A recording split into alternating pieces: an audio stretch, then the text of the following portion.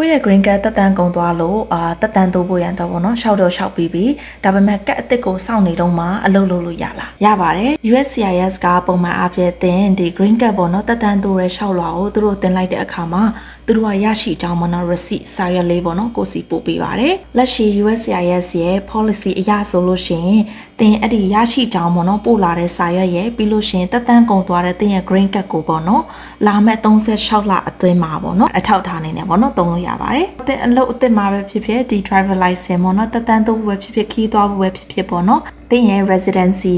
status ကိုပြဖို့လိုမယ်ဆိုလို့ရှိရင်တင်ဒီတက်တန်းကုန်ပြီးသား green card ရဲ့ပြီးလို့ရှိရင် USCIS ကပို့လာတဲ့ဒီ receipt စာရွက်လေးပေါ့နော်နှစ်ခုကိုအထောက်ထားအနေနဲ့သုံးလို့ရပါတယ်ရှင်